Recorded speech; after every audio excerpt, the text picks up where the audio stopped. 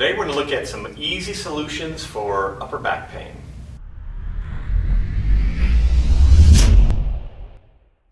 In our last few blogs, we've been looking at easy solutions for kind of common issues. We did a blog recently on low back issues and then also improving shoulder function. So what I want to go over with you today is based off a question that came in on the blog that said, hey, everyone talks about low back issues. What about mid-back issues?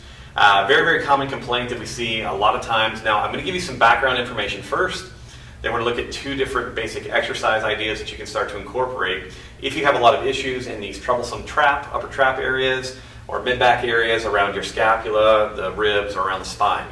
So one thing I want you to be aware of is that a lot of issues that occur here or in what's called the periscapular or infrascapular area, in other words, in the middle of the shoulder blade or underneath the shoulder blade, are often related to referral from the visceral system. So if you're having breathing issues, you're having gut issues of some kind, maybe stomach inflammation, gallbladder, liver issues, in some cases those can actually cause referred pain into the mid-back and upper trapezius region.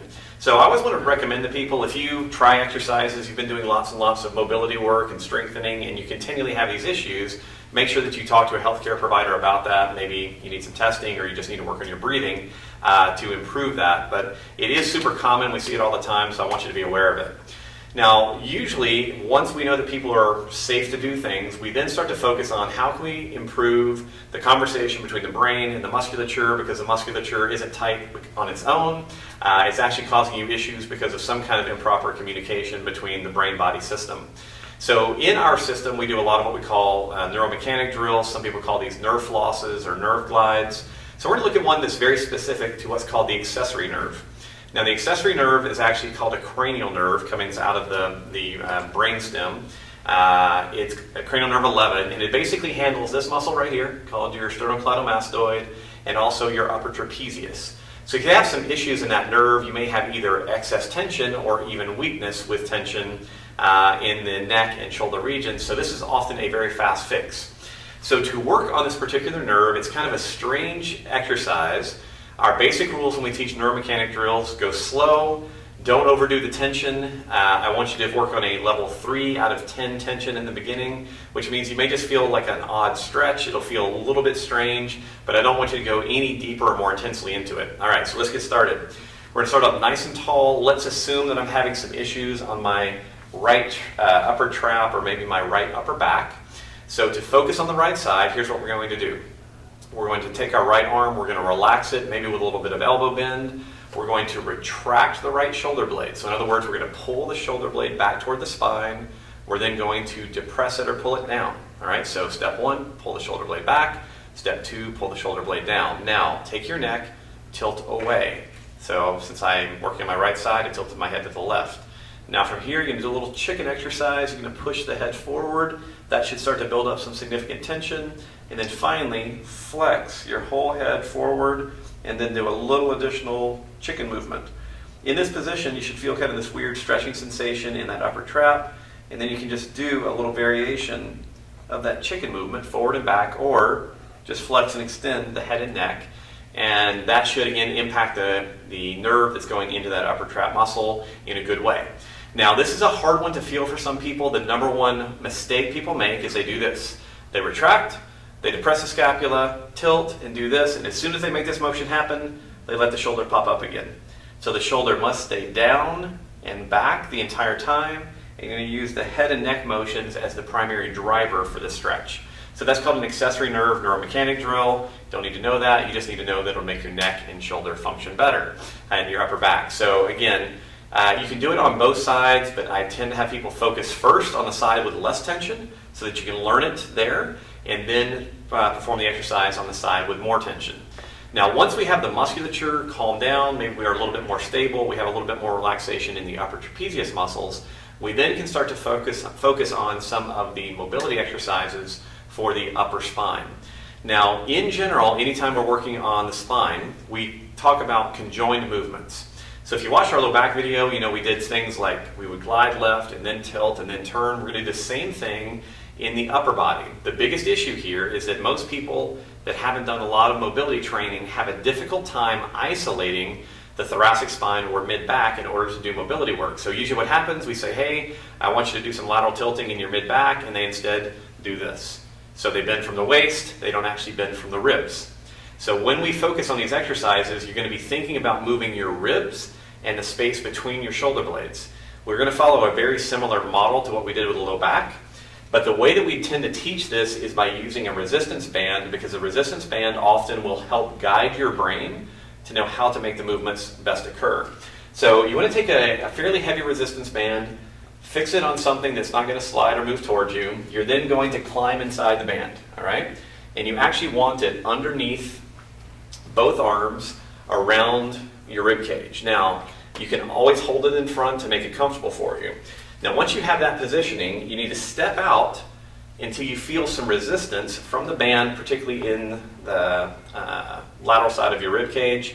So we're from this position, all that we're going to focus on is first gliding our rib cage to the side, right? So this is just called a thoracic lateral glide. Your low back is going to be involved to some degree, but we're trying to isolate, again, the motion to that rib cage. Once I can do that lateral glide, I'm now going to glide and hold and flex and extend and then relax. Again, glide, hold, flex, and extend. The way that you'll know that you are doing it correctly is that you'll again feel this kind of strange mobilization or stretching sensation on the side closest to the band. So as I'm sliding to my left, flexing and extending, I'm feeling most of the work happen in that left rib cage and left spinal area, all right? So once we again have that lateral glide, flex, extension, we now want to add some additional movements to it. So we're going to add rotation. So we'll set, do a lateral glide, flex, rotate left, rotate right, reset. Glide, extend, rotate left, rotate right. And you can see that the rotations are actually quite small. It's not a full body rotation. I'm not trying to move the band that much. The band is there to guide me into how to make the movements happen. The cool thing is you will quickly be able to identify what combination of movement patterns actually will help reduce your tension. Because usually what will happen is this. You find the good direction, you do this, glide, flex, left rotate, that feels good. Glide, flex, So if you get the sensation from one direction, you know that you need to slow that down, make it smaller and easier, or maybe even avoid it at first, and just focus on more of the lateral glide and the flexion component or extension component. Now, we can also incorporate into this a lateral glide with a lateral bend, flex, extend, rotate, rotate, right? So ultimately, we have to think about the mid-back going forward and back, flexion, extension, gliding right and left, bending right and left, rotating right and left. So it is, again, a three-dimensional look at how to create mobility in that upper back region. Now, the way that you target areas is important. In general, you want to start with the band relatively level. But if I, let's say, felt more tension in my mid-back, but in my lower mid-back, I may want to elevate the band, put it on a higher attachment point so that it's coming down on an angle. That will allow me to focus on that lower rib cage, lower thoracic spine area to do my exercises. Conversely, if I want to work on the upper section, which is where lots of people have issues, move the band lower so that I now have this upward angle. I have to secure the band a little bit more in order to do that, but then as I start to work directly against the resistance of the band, it allows me to focus higher up in that mid-thoracic region, or in the thoracic region. So the basic idea behind all this, prep the musculature and nervous system by doing the accessory nerve glide first that we did originally, and then begin exploring these small controlled three-dimensional motions utilizing a band to help guide you into how to create the movement. Most mid-back issues that we run into, again, are related to breathing, maybe something going on in the abdomen, but if you do have very specific movement restrictions, that can also cause you lots of issues. So give this exercise a try. If you have questions about it, let us know. Also, to help understand the process, please check out some of the previous blogs, particularly on the low back. Thanks, guys. Enjoy.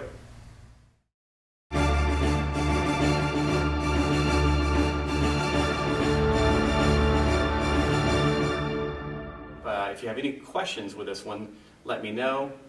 I completely ran out of words. Wow, just total blanks. So, well, So, big gulps, huh? and I'm out. Okay. Band drop. Where do I pick that up? Let's